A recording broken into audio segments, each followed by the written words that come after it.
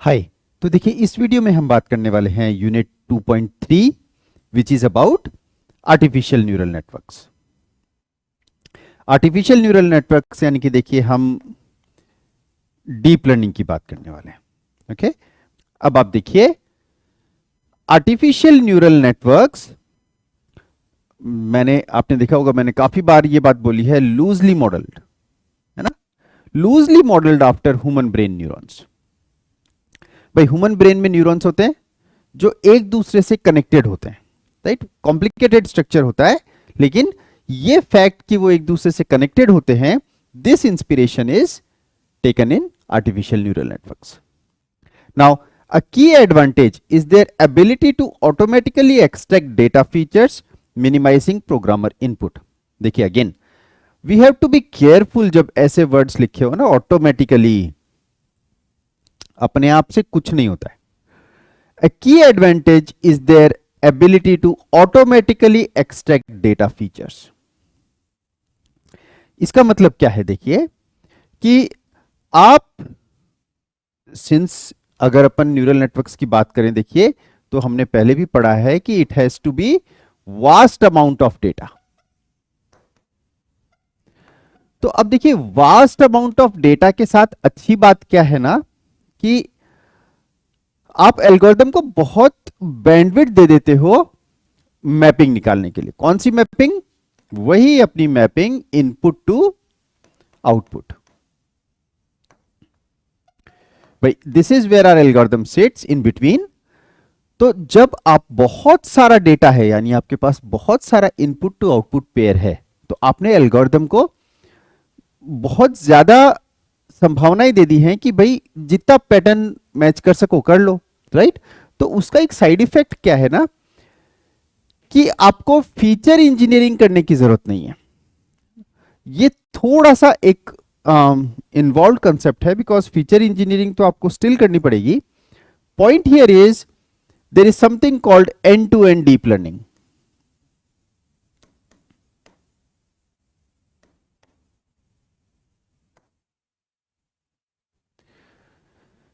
तो बेसिकली इसमें मतलब इतना सा है कि आपको जो है हैंड इंजीनियरिंग की फीचर्स की नहीं करने की जरूरत पड़ती। आपके पर्सपेक्टिव के लिए, 10th क्लास के पर्सपेक्टिव के लिए this is still fine, but I just wanted to tell you कि भाई ऑटोमेटिकली का मतलब ऑटोमेटिकली कभी नहीं होता है। एज ए इंजीनियर आपको तो कुछ करना ही पड़ेगा ना उसके लिए। So they are a system for organizing machine learning algorithms to perform specific task. They offer a fast,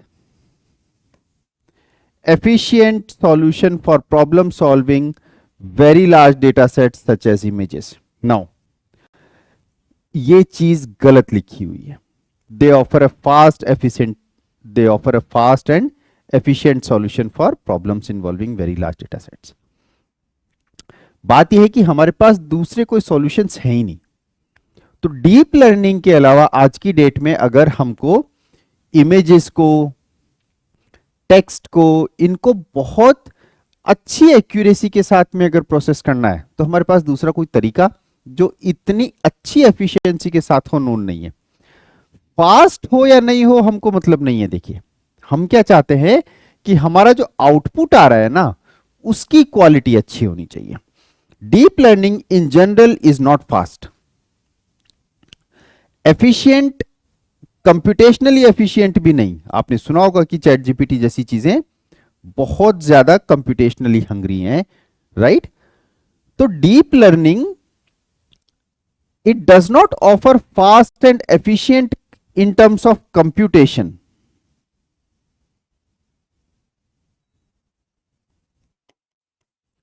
it does not offer fast and efficient solution in terms of computation, right?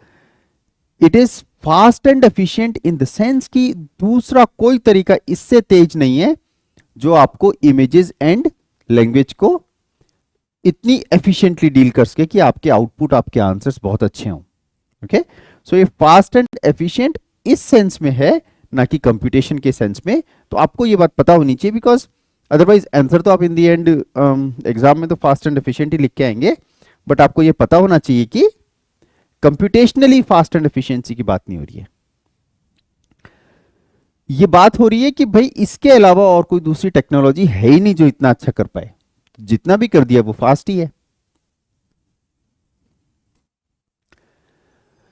Representation of a neural network, अब देखिए multiple layers, तो ये देखिए this is how a neural network looks like. अब ये अपने input layer है,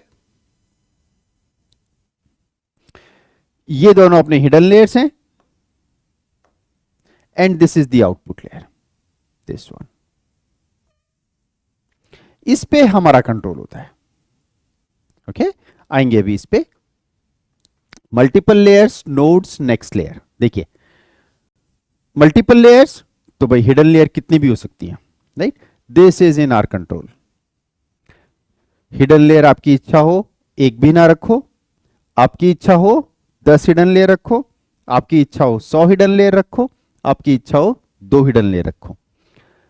लेकिन ऐसा नहीं है कि हम मर्जी आए जितना रख सकते हैं। ये जब आप सॉल्यूशन, जब आप इन सिस्टम्स को ट्रेन करेंगे बड़े होके, तो आप बात को समझेंगे। लेकिन थ्योरेटिकली बात यह है कि ये कितनी लेयर्स रखनी है ये आपके ऊपर डिपेंड करेगा। आपको चूज करनी है गिवन अ प्रॉब्लम कि आपको कितनी हिडन लेयर्स रखनी है, 1 से लेके 100, 150, what ever you choose the number. Okay, तो इन पे कोई रिस्ट्रिक्शन नहीं है। एज ए इंजीनियर आप इसमें जो मर्जी आए वो नंबर चूज कर सकते हैं। एंड इसमें नंबर ऑफ न्यूरॉन्स कितने होंगे, जैसे देखिए इसमें 1 2 3 4 5, 1 2 3 4, टोटली अप टू यू। आप चाहते कि साहब यहां पे 5 नहीं 8 होने चाहिए, 8 लगा लो। आप कहो यहां पे 4 नहीं 13 होने चाहिए, 13 कर दो, right. This is totally up to you. जैसे number of layers is up to you, वैसे ही number of neurons is also up to you. आप कितने नोड्स लगाओगे यहां पे, nodes is same as neurons. आप कितने न्यूरॉन्स लगाओगे यहां पे, कितने नोड्स लगाओगे, ये आप as a engineer who is trying to solve a particular problem वो डिसाइड करेगा, ना कि कोई और। ऑफ कोर्स एक्सपीरियंस आएगा आपके, बट आप डिसाइड करेंगे एज ए इंजीनियर। एंड देखिए हर एक न्यूरॉन जो है, हर एक नोड जो है, वो पिछले लेयर से इनपुट ले रहा है। ओके, एंड हर एक नोड आगे वाले जो नेक्स्ट लेयर है उसके सारे न्यूरॉन्स को आउटपुट दे रहा है। ओके, पिछली लेयर्स में सबसे इनपुट ले रहा है, आगे वाली लेयर में सबको आउटपुट दे रहा है। हर एक न्यूरॉन, ये भी डूइंग द सेम, ये भी doing the same, and so on. Now input layer की बात हम कर चुके हैं, हिडन लेयर्स की बात हम कर चुके हैं। आउटपुट लेयर, अब देखिए इनपुट लेयर और output layer in some sense fixed होती है। फिक्स्ड कैसे भाई, आपका प्रॉब्लम, जिस भी प्रॉब्लम को आप सॉल्व करना चाह रहे हैं, तो उसमें नंबर ऑफ फीचर्स कितने हैं,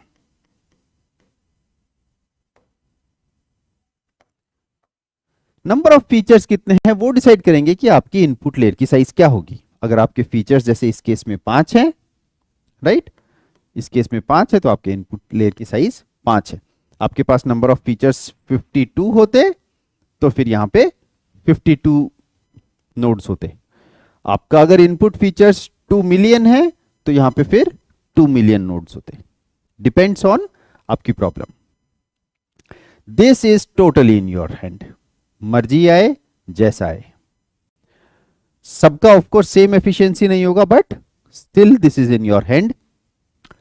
लास्ट में आउटपुट लेयर, मान लीजिए अब यहां पे जैसे लास्ट में 3 नोड्स हैं, इसका मतलब यह है कि 3 क्लासेस हैं। मान लीजिए first neuron is telling us the probability of cat, this is telling us the probability of dog, this is telling us the probability of horse,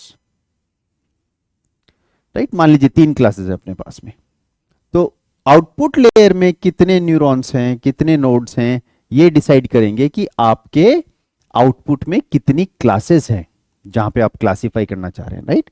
ये देखिए ये नेटवर्क क्लासिफाई करेगा, गिवन इनपुट क्लासिफिकेशन करने वाला है। रिग्रेशन की बातें in general काफी कम होती हैं compare to classification. Okay,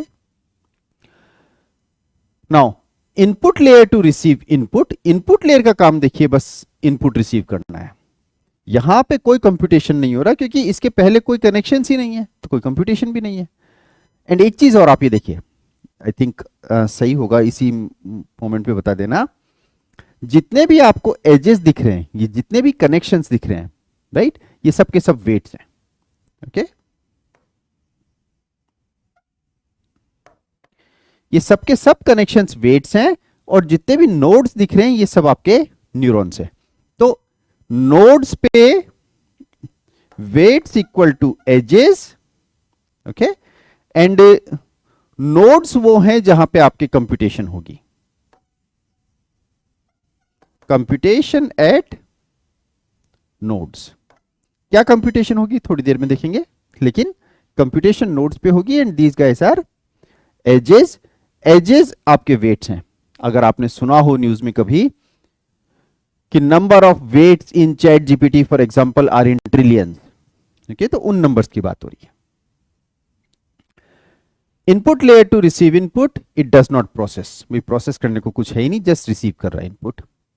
hidden layers computation happens here. Okay, not directly visible outside the model. भाई outside the model it is not directly visible. मतलब क्या हुआ, इनपुट आपने ये लिया,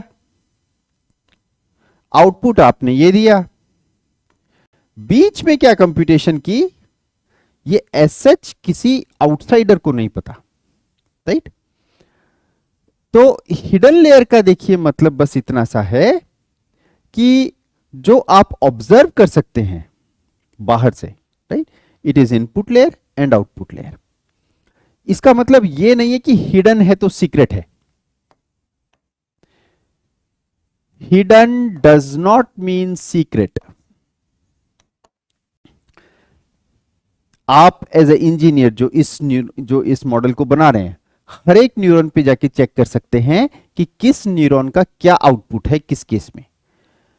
आपके लिए हिडन नहीं है। ये हिडन किस सेंस में है कि जो मटेरियल है, भाई अपन जब बनाते हैं अपना जो मशीन लर्निंग वाला डायग्राम है इनपुट टू आउटपुट वाला, तो उसमें हमको इनपुट दिखता है और आउटपुट दिखता है। बीच का जो एमएल एल्गोरिथम है वो आप चाहे कुछ भी रख सकते हैं। इन दैट सेंस ये हिडन है, not directly visible outside the model. Okay, but इसका मतलब ये नहीं कि छिपी हुई है और इसको कोई देख ही नहीं सकता। ईच